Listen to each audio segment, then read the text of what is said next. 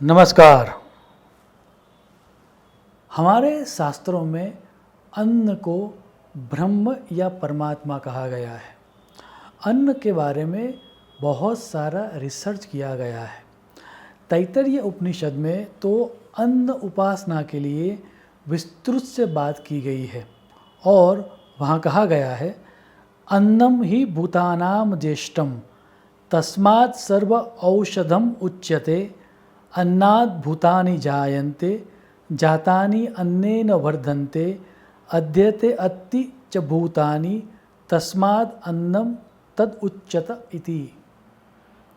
श्लोक को अगर डिकोड करें तो ये समझ में आता है कि अन्न से ही सभी प्राणी उत्पन्न हुए हैं, अन्न से ही जीवित रहते हैं और आखिर में वह अन्न रूप ही हो जाएंगे। और इसीलिए अन्न को सबसे ज्येष्ठ, दैट मीन्स पुरातन माना गया है। हम सब के एक्सपीरियंस में भी यही बात है। We can not exist without food. हम खाना खाए बगैर जी नहीं सकते, ये हम सब मानते हैं। अब विच टाइप ऑफ फूड, कौन सा खाना खाना चाहिए और कौन सा खाना नहीं खाना चाहिए, उसके बारे में बहुत सारे न्यूट्रिशंस बात करते ही रहते हैं। हमारे शास्त्रों में भी सात्विक, रासिक और तामसिक तरह के भोजन की बात की गई है। इतना ही नहीं, आगे जाके which type food to eat, how to cook, when to eat, how much we should eat, मतलब कौन सा खाना खाना चाहिए, किस मात्रा में खाना चाहिए और आगे जाकर किस तरह से खाना चाहिए, दैट मीन्स एटिकेट और टेबल मैनर्स के बारे में millions and millions of books लिखी गई है, पोस्ट लिखी गई है और बहुत सारी यूट्यूब की वीडियोस भी आपको मिल जाएगी। लेकिन खाना खाते समय हमारे मन में किस तरह की भावना होनी चाहिए, किस तरह के थॉट्स होने चाहिए या फिर किस तरह का मेंटल एटीट्यूड होना चाहिए, उसके बारे में हमें बहुत कम ही जानने को मिलता है। और हमारा शास्त्र कहता है कि वही बात सर्वाधिक महत्वपूर्ण है। अन्न कहाँ से आया है, उसका प्रकार क्या है, उसके बनाने की रीत क्या है, एवं अन्न को बनाते समय कुक की मेंटल एटीट्यूड क्या थी, कुक की मनोदशा या भावदशा क्या थी, वो सब हमारे हाथ में नहीं है।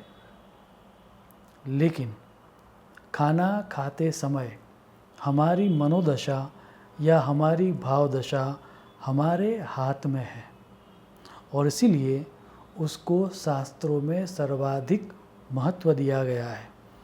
अन्न खाते समय किस तरह की हमारी आंतरिक भावना होनी चाहिए, उसके लिए महाभारत में वेद व्यास जी ने एक सूत्र दिया है।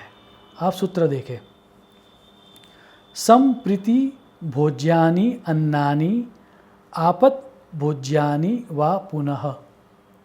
श्लोक को अगर डिकोड करके समझे तो हमारा जीवन दो तरह की अवस्थाओं में से व्यतीत होता है। एक होती है सामान्य नॉर्मल कंडीशन या हमारी रूटीन कंडीशन, और एक होती है एबनॉर्मल कंडीशन जिसको कहा जाता है असामान्य अवस्था। अब नॉर्मल या हमारी रूटीन लाइफ में हमें किस तरह से भोजन करना चाहिए, और जब आपात परिस्थिति हो। अब आपात का अर्थ क्या है? आपात का अर्थ है abnormal condition. That means either किसी तरह की नेचुरल कैलेमिटी हो गई या फिर आपके शरीर के अंदर कोई आपत्ति आ गई, दैट मीन्स कोई डिसीज़ हो गया, या फिर कोई अन्य व्यक्ति आपत्ति में है और आप उसको हेल्प करने के लिए जा रहे हो। तो उस तरह की आपात परिस्थितियों में वेद व्यास जी कहते हैं कि आपके मन की मनोदशा या भाव दशा कैसी रखनी है उसके बारे में आपको नहीं सोचना है।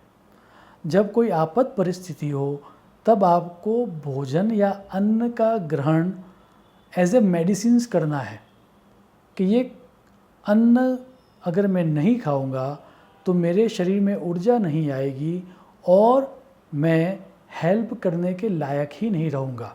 सो शरीर चलाने के लिए भोजन आवश्यक है और इसीलिए मैं भोजन खा रहा हूँ।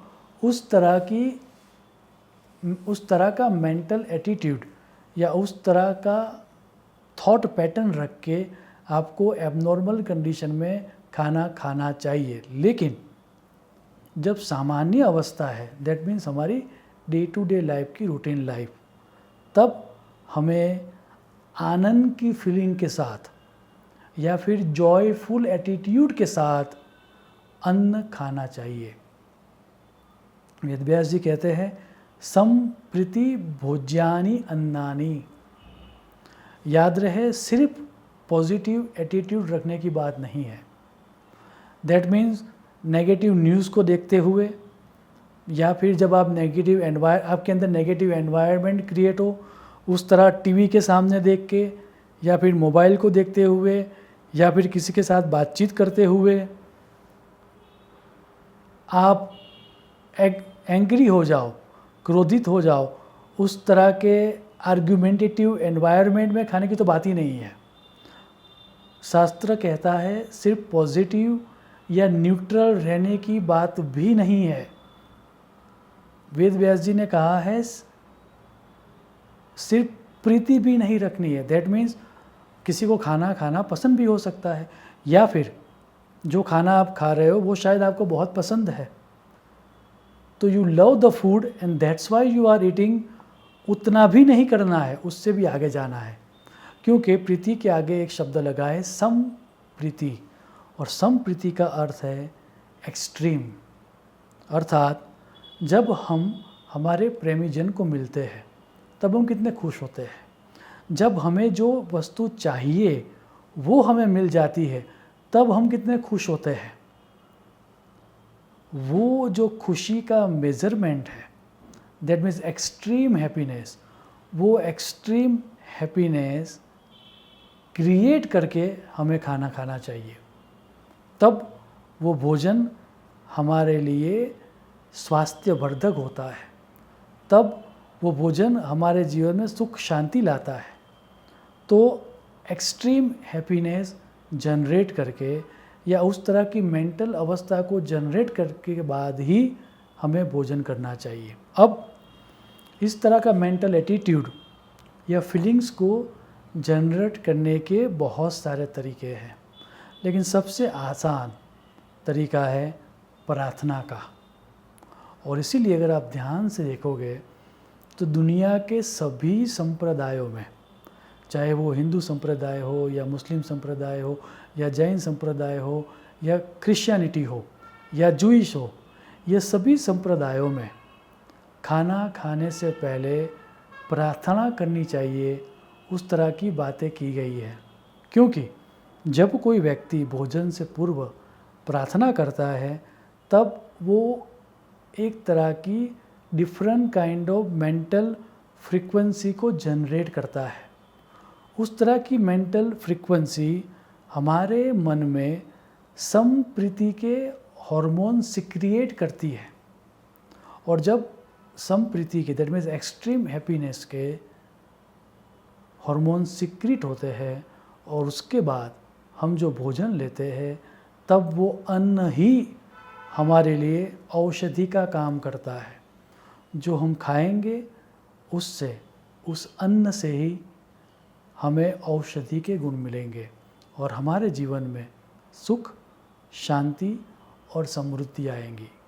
सो आज से ही जब भी आपको अन्न लेने का अवकाश मिले, that means either you are taking your breakfast, lunch या डिनर, उस टाइम खाना खाने से पहले, अन्न ग्रहण करने से पहले आप जॉयफुल या एक्सट्रीम हैप्पी वाली फ्रीक्वेंसी को जनरेट करना, तो शास्त्र कहता है कि सुनिश्चित तौर पर आपके जीवन में सुख, शांति और समृद्धि आएगी। शुभम भवतु। प्रणाम।